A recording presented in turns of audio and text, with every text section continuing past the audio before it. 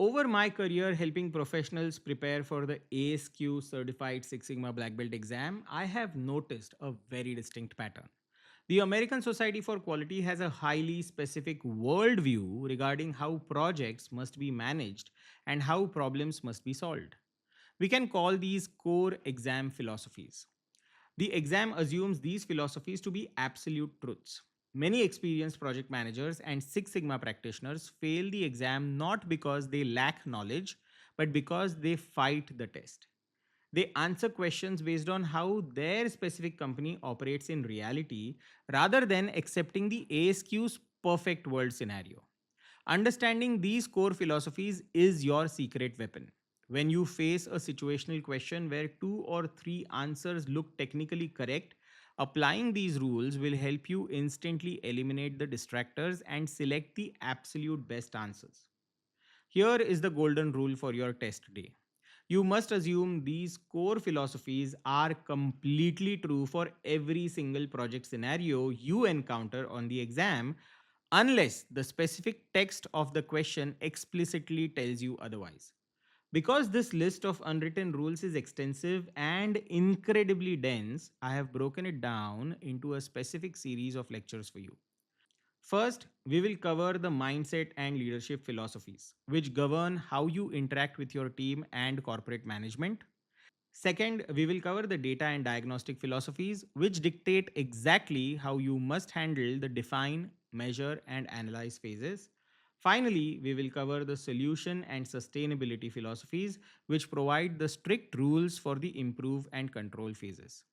As you study these philosophies over the next set of chapters, think carefully about which ones are true for the projects you currently manage.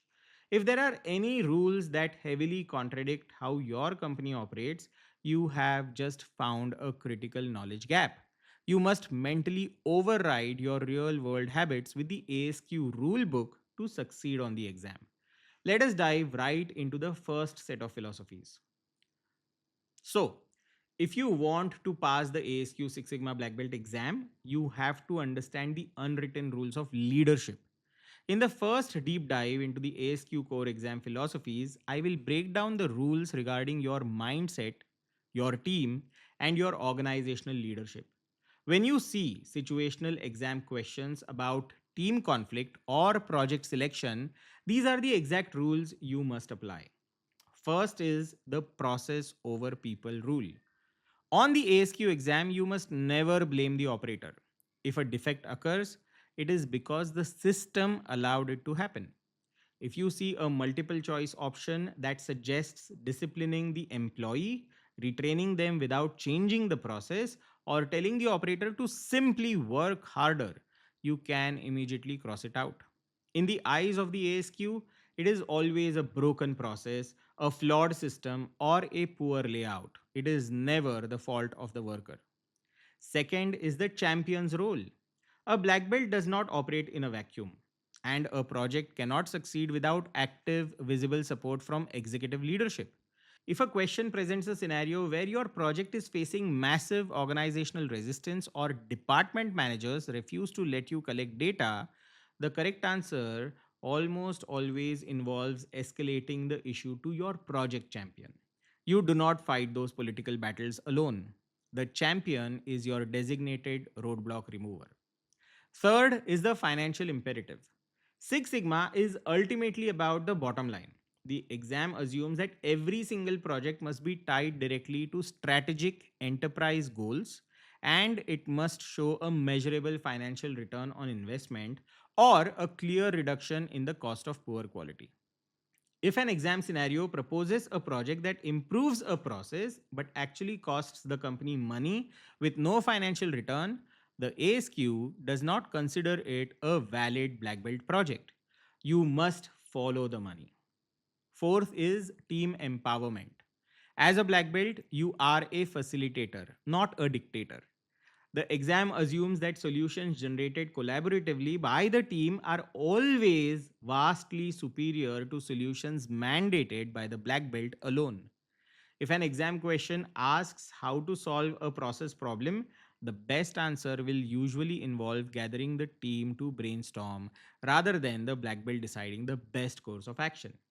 You must rely on the subject matter experts who actually do the daily work. Keep these four leadership philosophies in mind as you approach scenario questions. In the next lecture, in this series, we will transition into the data and diagnostic philosophies, which dictate exactly how you must handle the define, measure, and analyze phases of your project. To study on the ASQ Six Sigma Black Belt exam, you must handle your data exactly the way the test makers expect you to. In this next deep dive into the ASQ core exam philosophies, I will break down the data and diagnostic rules. These philosophies dictate exactly how the American Society for Quality expects you to handle the define, measure, and analyze phases of your project. When you see questions about problem definition, data collection, or finding the root cause, these are the unwritten rules you must follow. First is the problem statement rule. On the exam, a valid problem statement strictly defines what is wrong using data and facts. It must never contain an assumed root cause and it must never propose a solution. If you see a multiple choice option that says the problem is a lack of training or we need to install new software, you must immediately cross it out. Those are assumed causes and premature solutions, not objective problem statements. Second is the measurement system analysis mandate. Never trust your data blindly. The exam assumes your measurement system is flawed until a formal analysis, such as a gauge RNR, proves it is accurate and precise.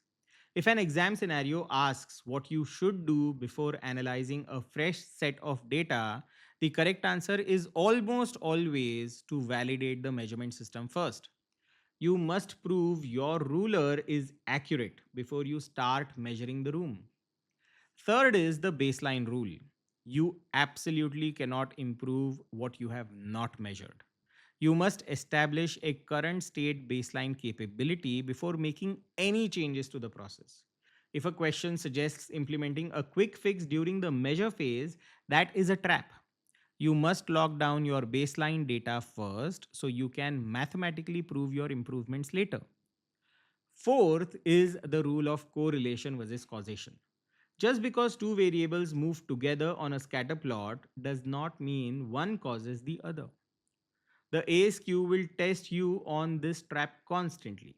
You must prove causation statistically using tools like design of experiments before you can officially claim that changing a specific input will directly fix your output. Fifth is the root cause rule. You must never implement a solution based on the surface level symptom. You must drill down to the specific fundamental root cause using tools like the 5 Whys or an Ishikawa fishbone diagram. If a question asks for the best next step after discovering a recurring defect, the answer is never to just patch the defect or add an inspection step. The answer is to systematically investigate why the defect occurred in the first place. Keep these five diagnostic philosophies front and center as you analyze scenario questions. In the next lecture in this series, we will cover the solution and sustainability rules, which provide the strict guidelines for the improve and control phases of your project. To guarantee your Six Sigma project does not fall apart the moment you leave, you must master the unwritten rules of execution. In this final deep dive into the ASQ core exam philosophies, I will cover the solution and sustainability rules.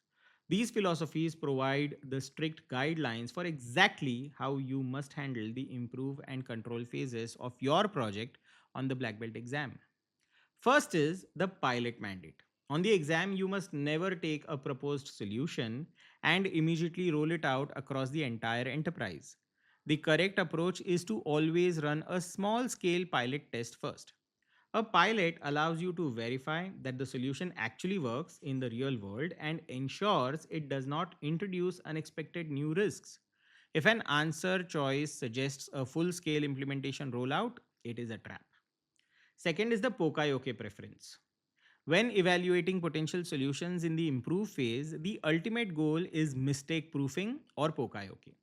The ASQ heavily prefers solutions that create hard stops to physically prevent an error from occurring in the first place.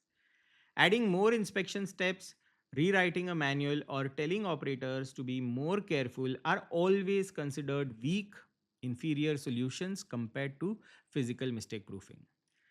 Third is the control plan necessity. A project is never complete just because the metrics improved during the pilot.